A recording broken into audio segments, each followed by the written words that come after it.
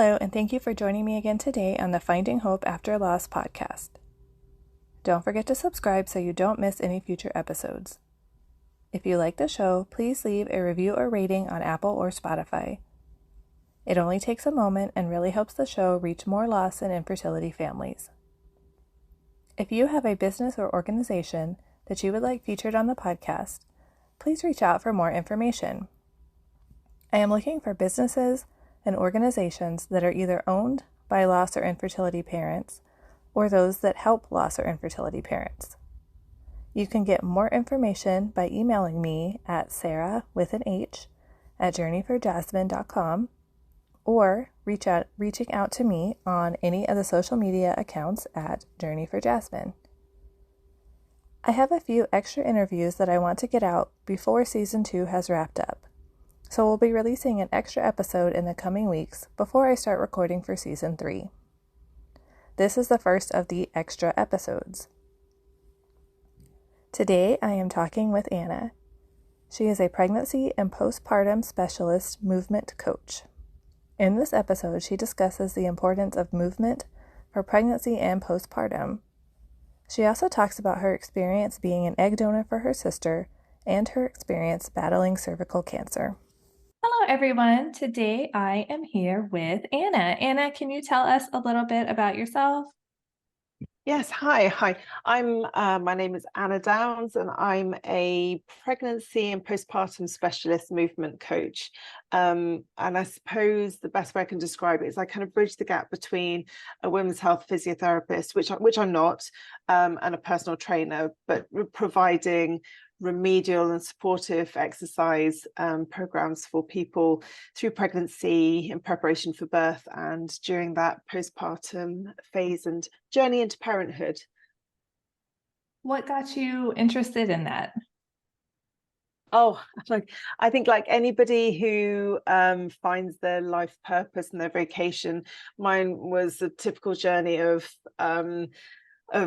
needing to find somebody who could help me. And I was a fit athlete in the British Army, and I was used to how my body moved, how it responded to movement and exercise and to physical pain. And then I got pregnant. I had a very difficult delivery, and it left me with some pretty extensive injuries to my pelvic floor, to my posture, to my core muscles, and really struggled to find somebody who could support me in my healing journey. And then, in a bid to fix myself, just went down the rabbit hole of qualifications and practices to try and find the answer.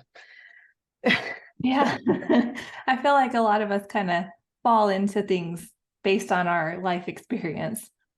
Absolutely. I mean, I think it's the strongest driver when you're looking for ways to solve a problem and you don't find the answers, then it becomes a really strong motivator.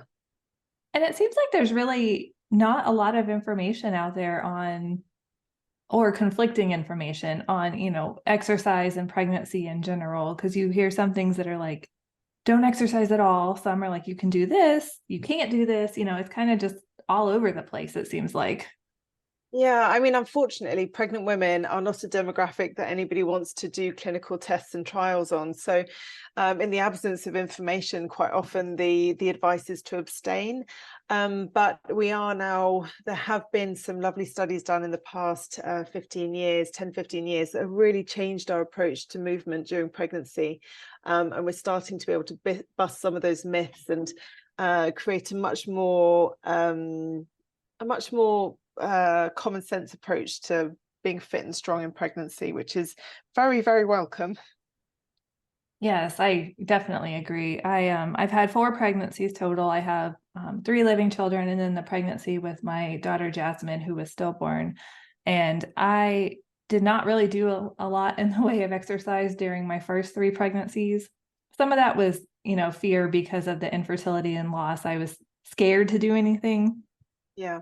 But with this last pregnancy, I did actually try to work out on the days I felt up to it, and it really made a difference. Yeah, I mean, obviously I'm biased because this is what I do and what I love, but anecdotally, I really noticed a difference in mood, in pain management, and in speed of recovery, and also in kind of ease of delivery, whether that be vaginally or through C-section, from people who have worked out intentionally during their pregnancy to those who haven't. And it's so difficult because every person's journey is different, but I'm a very strong advocate for movement in pregnancy when it's not a contraindication. I think it helps everything, body, mind, and soul.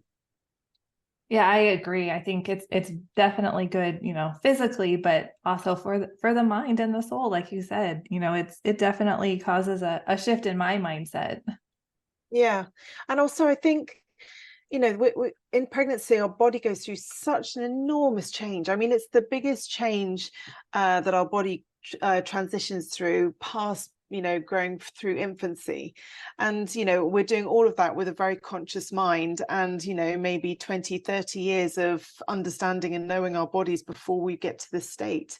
And then everything is thrown out of question, and suddenly we're trying really hard to protect and nurture a being growing inside us, and it's only natural that we ask questions and we are maybe a bit more hesitant to do stuff. But moving appropriately, we now know that it is so beneficial to both mother and baby, and it can actually decrease pain, increase sleep, lift mood, and there are so many benefits. I could go on and on and on, but unless there's a contraindication, it's just so beneficial in so many ways. Now, I know I kind of mentioned it a little bit earlier, but a lot of people, including myself, who have been through infertility or loss, it can be kind of scary to, exercise or do certain things during pregnancy because you're just so afraid of doing something that's wrong, Yeah. something that could cause another loss or, so are there things like more gentle things that you would suggest that like people could do during pregnancy? Well, I think anybody who, if you're feeling super anxious about it, um, I would always advise to find yourself an expert to work with. And, if you have more anxiety than not, then working with someone on a one-to-one basis that you can build a relationship with is incredibly important, because it allows you to really get to know and understand your body, the changes that are happening within you, and therefore you build your confidence and you feel empowered, and so you instinctively know that this feels good, that's okay, and you can ask questions along the way, because finding ways to move, whether that be more of a more yoga style or Pilates style, or whether lifting weight or being a bit more impactful in your movement feels good, then having someone guide you through that who is qualified and experienced can be such an empowering process. Kind of going off of that, I feel like a lot of times we associate exercise with like we only exercise to lose weight or to, and I think a lot of the mental health benefits of it are kind of lost. Yeah, I mean, I've been I haven't. If you scan over my website and my social media presence, there not once do I ever talk about weight. I just think it's the least interesting thing about exercise. I think societally, we've grown up in an environment where people used to make jokes about doing exercise to fund their eating habit. I remember that being, one of the jokes that my family used to make, my mum used to make, and finding it really funny. But now, oh God, if I have a day where I don't move, my mood is lower, I sleep worse, and I'm just less prepared to face the world. And I'm, even as a personal trainer, I'm not an avid, sweated out exerciser every day. Some days I just want to lie on my back, roll my knees from side to side and breathe, and just that process of connecting with your body and how it feels when you're moving can be so restorative. And I know, I don't know if you've worked with people who have PCOS, but I have PCOS, and one of the things they say is that strenuous exercise is not good for PCOS. Yeah. that you're supposed to be doing things like yoga, walking, slow weighted workouts, things like that. And I found it really hard actually to shift my mindset, because in my head, I keep thinking, if I'm just walking, I'm not doing anything. Yeah, but I totally understand. We've grown up in, I'm making an assumption about how old you are, but I feel like if you're in your 30s or 40s, then we've grown up with the exercise mentality being, aerobics and sweating and then going for runs, and actually it can be movement. It's so much better to be moving constantly throughout the day than it is just to sit statically and then do 1 hour of exercise in the gym. We actually find people who have the best health outcomes are those the ones that are active for longer periods of time, regardless of the intensity of the movement. It's just so, yeah, it's so interesting to, to learn all this. And I have been trying to actually take walks more, because I feel like walks are better for my mental health than trying to like do a strenuous workout. Yes. Yeah, I have days when a strenuous workout is the only way where I'm going to clear my mind, and other days where I just want to go and float in the swimming pool and just contemplate life and breathe. It does give you a lot of time to think about things when you're walking. Yeah, yeah, I love it. So you were an egg donor for your sister, is that correct? Yes, yes. I'm one of 4 daughters for my parents, and one of my sisters had a condition that meant that she didn't produce any eggs. And this is only discovered kind of 2 years into their infertility journey. And I'd already by this stage had my first child, and the thought of not being able to have a child when that's all that I'd desired at that point in time meant that I just, I knew that I was fertile and I could become pregnant. And so we kind of embarked on a journey together of going through the first half of fertility treatment so that my eggs could be harvested on 2 occasions. But unfortunately, I suffered quite badly from hyperstimulation syndrome. And one implantation for my sister was not successful, and the other one ended in miscarriage after a few weeks. But I am happy to report that another one of my sisters then donated, and it was successful. So our family fertility story goes on. I love that you were all able to be there for her, though. That's, an amazing thing to be able to do that for her. Yeah, it was a very, I mean, it was challenging, and we all embarked on a lot of therapy to kind of make sense of some of the things that fell out of the situation. But yes, it was also a beautifully bonding process where we got to really know each other in a very different way. But yeah, it was challenging but beautiful, if that makes sense.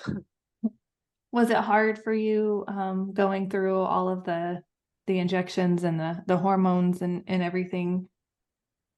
Oh yes, I mean, I have a whole new respect for anybody who is embarking on fertility treatment. I think unless you're in it, I don't think it's really spoken about enough, but I also understand why it's difficult to talk about. It is so deeply personal, and it affects every part of your being. It affects your hormones, it affects how you emote, it affects how your body's looking and responding to external factors. It's an all-encompassing thing, and I totally understand why people don't want to share that when they're going through it. But I also, in some ways, like if we're talking about menopause, talking about it allows people to support you and to guide you through the process. Oh, but it's rough. Yeah, no, I completely agree. It's one of those things that, I want more people talking about it, because I want people to know they're not alone in it, and to know that, the things that they're feeling, they're not the only one feeling them. But it is definitely a very personal thing that I know a lot of people have a hard time talking about. Yeah. Yes. I'm also pleased that, yeah, I'm pleased I had the experience, but I'm also pleased that I probably won't do it again. Yeah, you know what it's like now. Yeah. And so then you were also diagnosed with cervical cancer. Yes. Uh, my family, we were from the UK. We were living in the UK and moved to Bangkok, Thailand with my husband's job.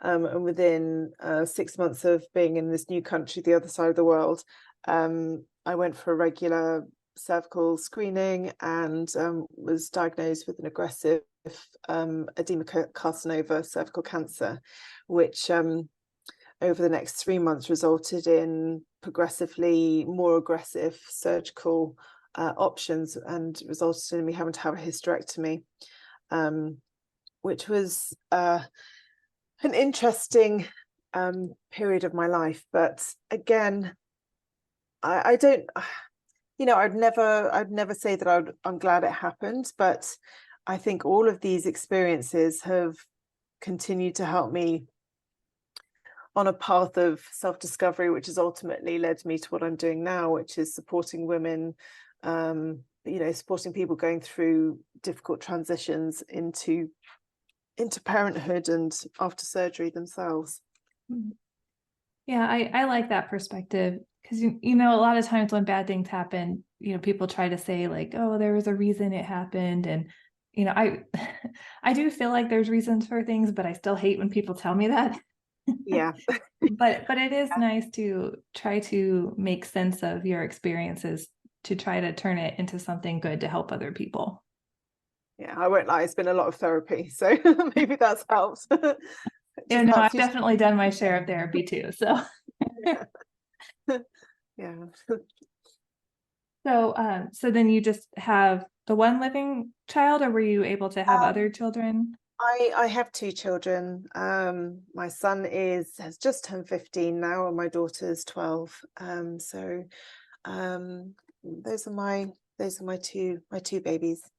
Not so baby anymore. Yeah, they grow so fast. Terrifyingly so, especially, oh my God, this last year, teenageness has just snuck up, and suddenly I had a 5'5" son, and now he's 6'2". It's terrifying. My son is 9 right now, and he is almost my height. I mean, I'm not that tall. I'm only like 5'4", but I'm like, you're gonna beat me when you're like 10 years old. It's terrifying, but also wonderful. It is. So, were you, before you were diagnosed with the cancer, were you planning on having more children, or were you, thinking Um, your family was complete? I think we hadn't closed the doors on another pregnancy, and especially with moving abroad and the kind of the change in career that brought for me, it felt like a natural. If we were going to have another add to our family, that I think we would have been trying over that period of time. But yeah, I mean, yeah, the decision was taken away from us, but um we also at the same time realized that it actually we could have still extended our family, but I think we just chose not to from that point. Also, um the trauma around the surgeries and the transition abroad was I think it was enough to deal with at the time. Right. Yeah, I understand. The reason I was just asking is because I know sometimes, having that decision taken away from you is kind of a loss in and of itself, not being able Yeah. to be the one to make that decision. Yeah, I definitely, I mean, we probably wouldn't have tried for another member of our family, but having the choice taken away definitely was very challenging to deal with. I think whenever something's taken out of your control, I think it's very difficult to reconcile with. Um, yeah, and also, not like you say, some of those careless comments from people who are well-meaning, but not really being thoughtful. It can be difficult to manage. Just like, oh, at least you've got two healthy children. That is true, but also not helpful. And I'm sure that people who have experienced loss and loss themselves will understand that sentiment. I kind of feel like people don't understand that it's okay to be grateful for what you have and sad for what you don't have at the same time. And being sad doesn't mean you're not grateful for what you do have. Exactly. It's not one or the other. It's not an on-off switch. It's a gradient of confusing emotions and facts. Yes, exactly. So Yeah. talking about like exercise and postpartum, we have that, it feels like there's like that standard that you have to kind of bounce back to how you were before pregnancy. And me personally, I don't feel like that's realistic. Oh, it's really not. It's really not. And I feel that there is, everybody is different. Everybody's body responds differently to pregnancy. And, what takes somebody 4 months could take somebody else 18 months. It's just so dependent on so many different factors, your genetics, your lifestyle, your exercise and, moving habits, but also I feel like there's so much societal expectation to almost erase the evidence of having grown and birthed a whole human from your body.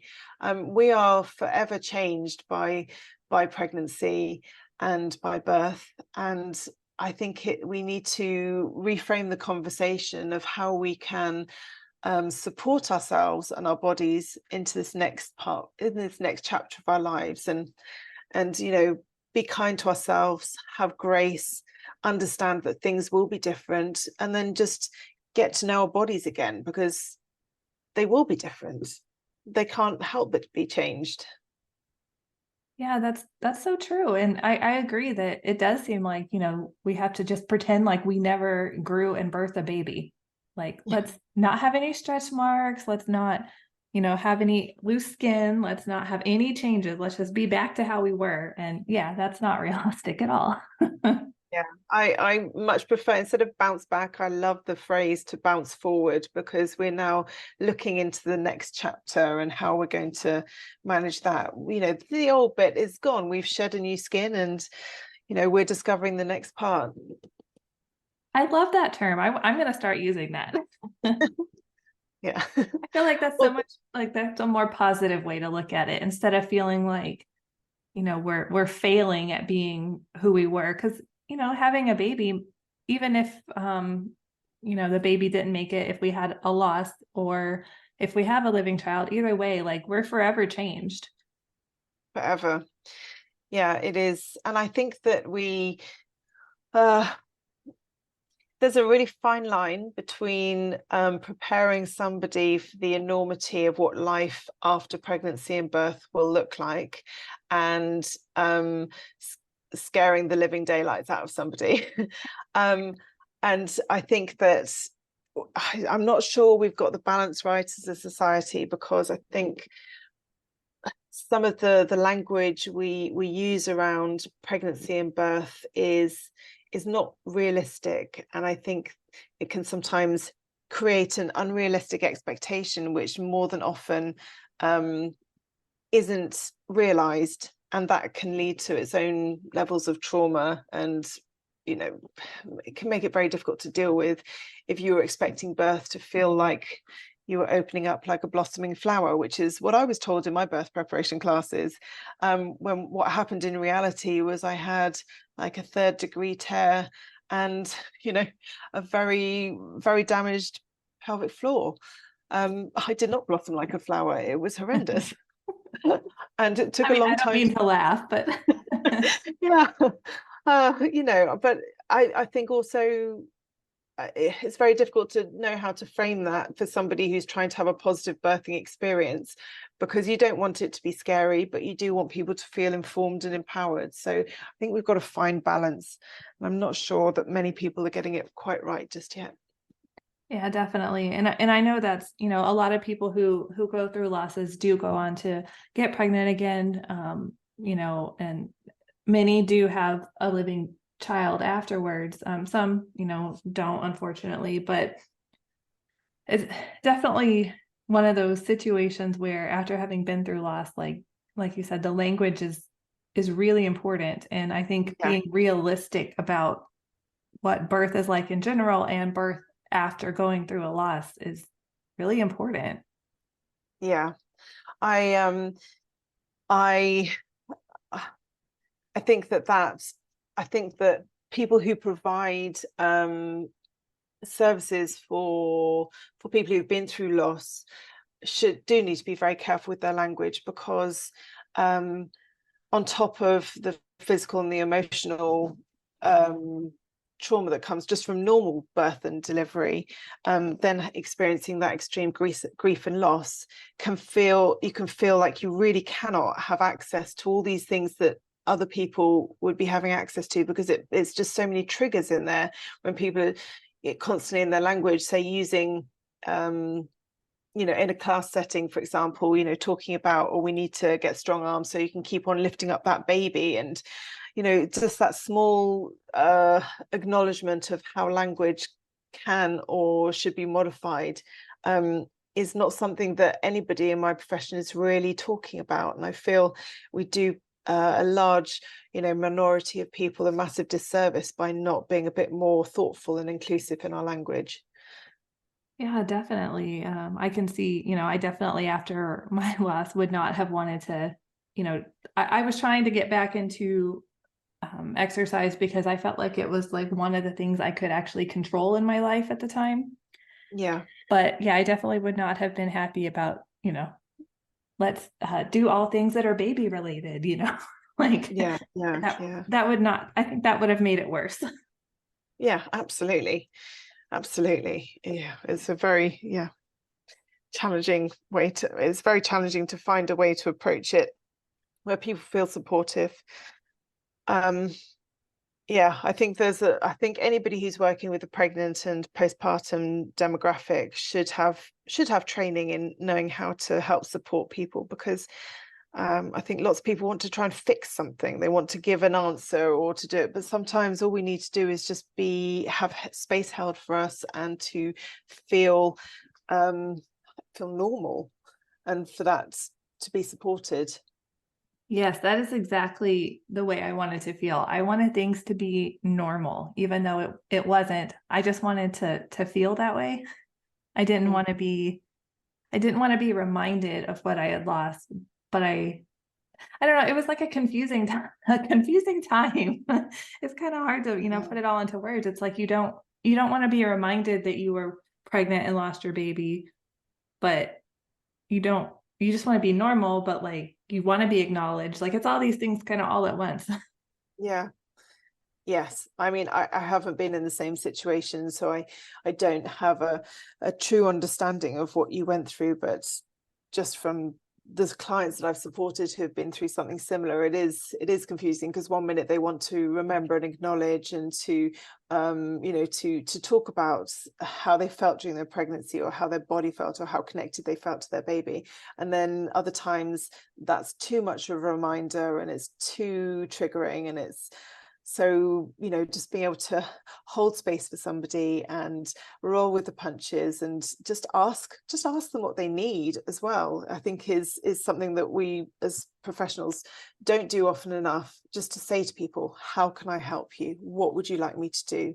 What don't you want me to do? And to constantly have that conversation, and to leave the ego at the door and not be offended if somebody doesn't want what you're offering, or doesn't want to do something that they felt comfortable doing the last time you saw them. It has to be a very mobile feast. Yes, yeah, definitely. I like the rolling with the punches because, when you've been through a loss, like it's a day by day thing sometimes. You don't know what you're gonna wake up feeling. So you may hate something today and love it tomorrow, or, vice versa. It's Yeah. kind of all over the place. So I, Yeah. I think that's a great thing, a great piece of advice. Yeah. Thank you. So also with you know, trying to get healthy, or exercise, like get healthy after going through loss, and trying to prepare your body for another pregnancy. Are there certain things that you think are helpful for that? Like certain, I know it's kind of different for everybody, but are there like general things people can do? Um, I I think that anybody going into pregnancy, regardless of whether they've had a loss, is to make sure that they really understand how their body works and the changes that have happened to it during pregnancy.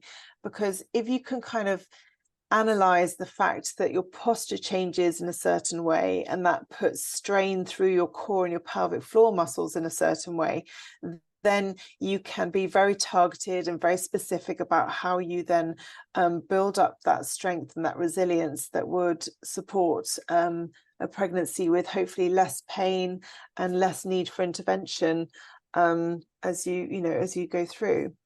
I think the three main areas that I always try and work with people are thinking about their core, and I'm not just talking about your ab muscles. I'm talking about the way that the cylinder inside your abdomen, so your diaphragm at the top, imagining it's like a can of soda, your diaphragm muscle at the top, the one that pumps your lungs, your pelvic floor muscle at the bottom that supports your pelvic floor, pelvic organs, and then amongst others, your transverse abdominal muscle, which kind of wraps around your midsection like the steel body of a can of soda. And together, just being able to understand that when you move, when you cough, when you sneeze, you're creating pressure in that can of soda. And knowing how to manage it really helps you to help prevent the severity of things like pelvic floor dysfunction or incontinence or separation of the tummy muscles. So that understanding how your core works in pregnancy and postpartum is super important. The other thing would be to understand how your posture is changing, because then you can help to mitigate the severity of that. So, I mean, typically in pregnancy, most people's pelvises tilt forward and you get this big curve in your lower back. Now, that's usually one of the places where people complain of discomfort and pain. So if you know that's happening, then we can work on the muscles that help to anchor the pelvis, the back of the pelvis down. So making your butt muscle stronger, making your hamstrings stronger. And so I think, honestly, I talk about this forever because I'm so passionate about it, but really understanding your body's mechanics allows you to be really considered and targeted with how you then prepare your body for another pregnancy and how you recover from the one that you've been through.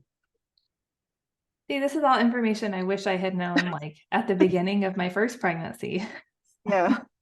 Yeah, me too. I mean, I did everything wrong. I feel like they don't teach you that kind of stuff. No, they don't. But I'm on a mission. I really am. I love it though. I think it's important. Like I feel like, women in general, we're not taught enough about our bodies, about, our hormones, our cycles, our everything. And definitely, like we talked about earlier, that exercise is to maintain your weight and to look good, and that's just not what it is at all. None of it. And I think your mission is great to, teach people this. Yes, I just feel that if we understand our bodies better, then we can be our own best advocates, and we're not relying on having to have our hand held by somebody and outlaying financial cost all the time, because it's not practical for everybody to have a personal trainer that they see once, twice, 3 times a week. So if we can just be a bit more open about the fundamentals of how you can keep your body strong and pain-free, then I think we just need to give that option to people. We need to share freely and openly, because 85% of 50% of the world's population are going to be pregnant at some point. Right. Yeah. I think that's, excellent point. I hate that, when you have a thought and then it just goes away. Oh, me too. It happens all the time. All the time. But if it does happen all the time, then you should make sure your omega-3 levels are topped up, especially if you've been pregnant in the past 5 years and you don't eat oily fish 3 times a week. So Well, that is a good tip to know. I did not know that.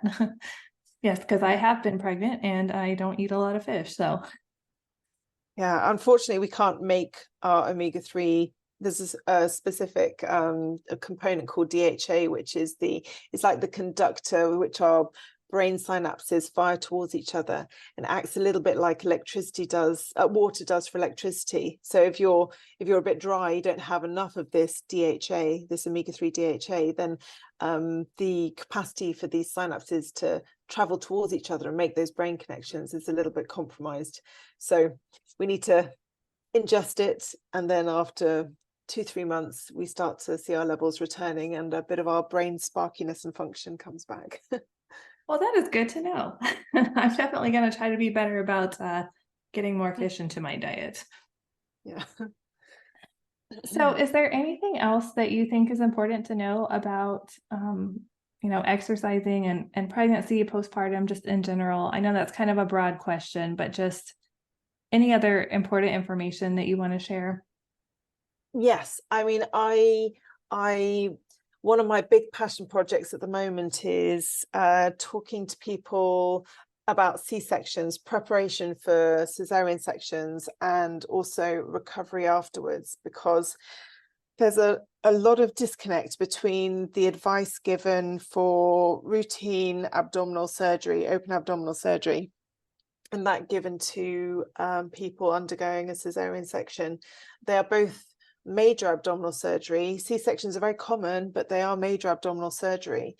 And the difference is that you're then expected to, to be up and about and mobile and caring for a child or for yourself, almost instantly after that major surgery. Whereas if you'd had normal abdominal surgery, the recommendations are like 2 weeks, pretty much bed rest, followed by a gradual return to movement and lifting things. And that is just not the same as what we're expecting our C-section mamas to be doing. It's major surgery, and we need to be more kind to our women in our society who are going through that, and to ourselves if we're going through it, and not expect ourselves to be up and running around so very quickly, because it's a lot for your body to go through.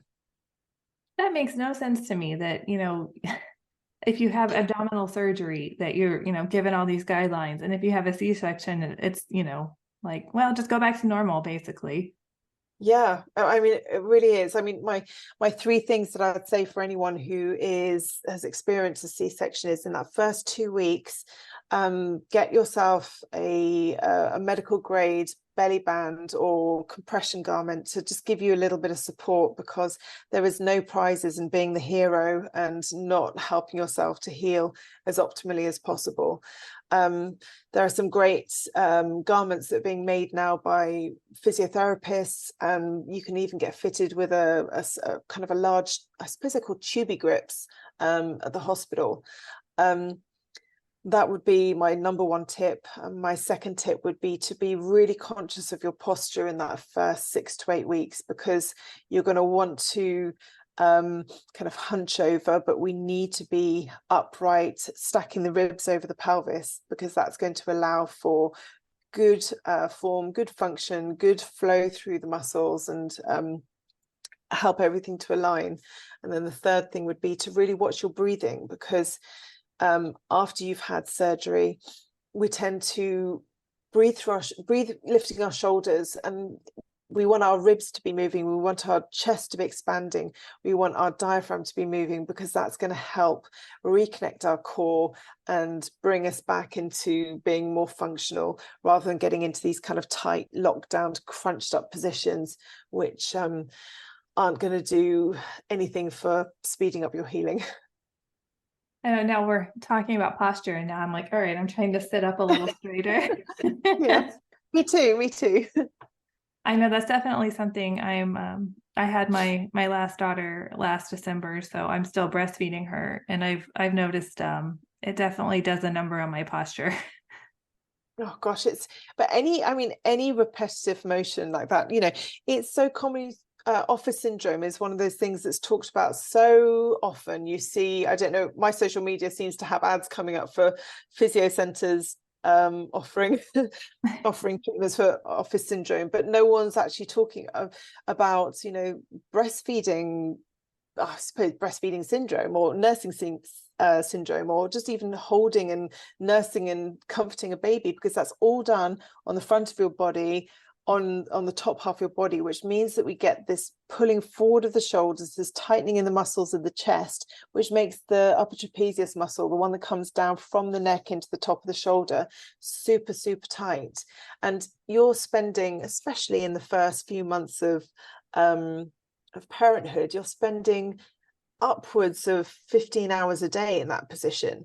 You know, no one would be expected to be sat at a computer with their hands in that position for 15 hours a day. And it's not surprising that we get into this, you know, kind of cycle of pain and tightness and you know, dysfunction.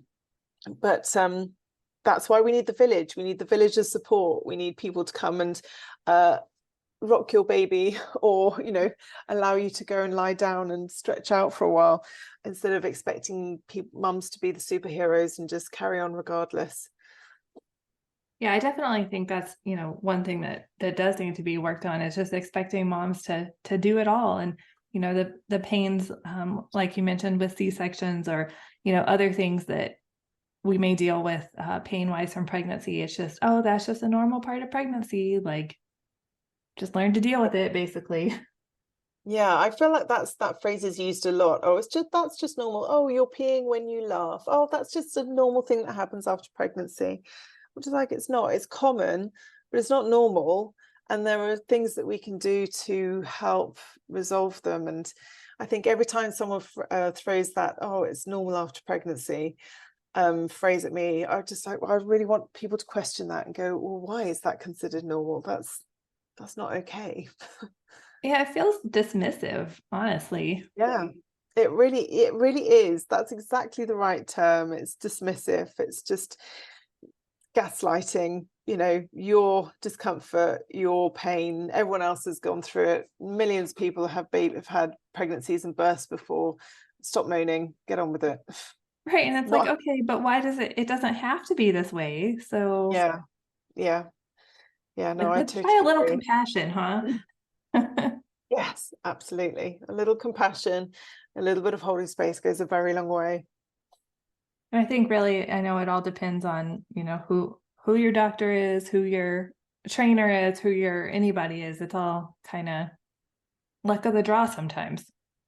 Yes, it really is. And also, you know, we have a different lid for every pot. You know, someone could be a wonderful advocate for somebody, but you just don't gel with them. The chemistry's not right. And, you know, I think we also, anybody working with pregnant and postpartum women needs to leave their ego at the door and just recognize that, you know, you can't be it for everybody. But, you know, that's why we need the community, so that we can refer on to other people, because everyone deserves help.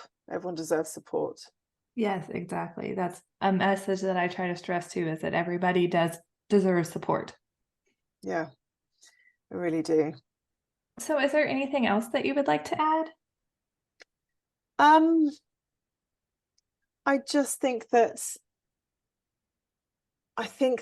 like you were saying at the beginning of our talk, there's so much expectation that people bounce back, and that's not just in the physical sense.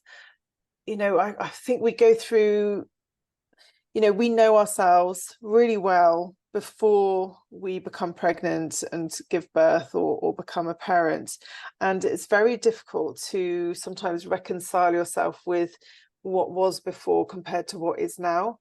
And I think that if we could all just give ourselves a little bit of grace, a little bit of self-compassion, I think that journey would be so much smoother, or just more gentle, because it is a massive transition, regardless of the outcome, regardless of whether you leave the process with a child or without a child. The whole becoming a parent, or becoming, you know, giving birth or being pregnant is a life-changing experience, and we can't ever expect to feel how we did before. And so I just urge people to be kind to themselves. It's a massive change. Yeah, I think that's great advice. So if people wanted to find more information about you, where would they go for that?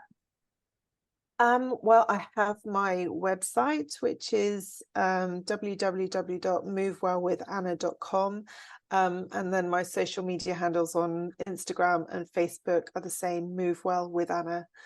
And I've just written a pregnancy journaling prompt book, which very much came out of my experience of working with over 1,000 women in the last 12 years, and their need to kind of make sense of the transition into parenthood, and also to serve as a bit of an informal kind of record of that process.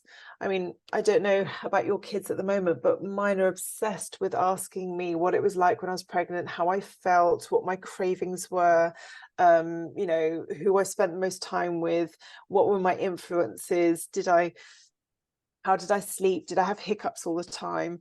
And I think having a really nice, gentle, mindful way to connect with that part of your journey is so powerful in helping you to make sense of the world and to kind of promote that kindness to yourself as well. Because not all of your thoughts will be positive, and it's good to acknowledge that as well. And that's the link to that's on my website as well. I've just published it literally this week. It's very exciting. Oh, that is super exciting. Yeah, I think that's a great thing to offer. I know I don't always remember, the answers to those questions. Like being pregnant and, giving birth, you think you'll remember every moment and you don't. Yes, I can just say thank goodness for, I think Facebook was just coming in.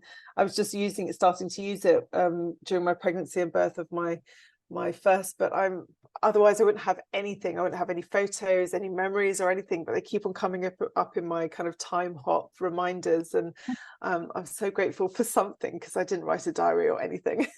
I know with those, I'm like, okay, Facebook, you can't ever go away because I need those memories to pop back up. I know. I hate the fact that I've been locked in, but yes, I will be there forever for the same reason. Well, I want to thank you so much for coming on today and sharing all of your great advice with us. No worries. It's been such a pleasure talking with you, and I love the support and the love that you're giving to people who've been through similar experiences. Thank you so much, Anna, for sharing your story and this great information with us. As I mentioned in the episode, I was really nervous to do a lot of exercise during my pregnancies due to dealing with both infertility and loss. I was afraid I would somehow mess something up or cause some kind of issue. And I didn't realize the importance of exercise, and I wish I would have at least done some yoga or walking or something relaxing to help with my delivery. During my pot of gold pregnancy, I did try to work out whenever I felt like it, and I actually did feel better during parts of the pregnancy. And I think it helps to talk about these fears and the things that keep us from wanting to exercise and move during pregnancy, especially when we're missing out on all the benefits because of our fear and anxiety. Again, it's yet another thing that loss and infertility take away from us. And Anna gave some great tips on things that you can do that are more gentle, such as walking or yoga, that are safe for pregnancy. Hopefully you can find some form of exercise that is calming and relaxing during your pregnancy so that you can enjoy the benefits that it can bring. Don't forget to subscribe so you don't miss any future episodes. If you like the show, please leave a review or rating on Apple or Spotify. It only takes a moment and really helps the show reach more loss and infertility families. Thank you so much for tuning in, and remember, we are all in this together.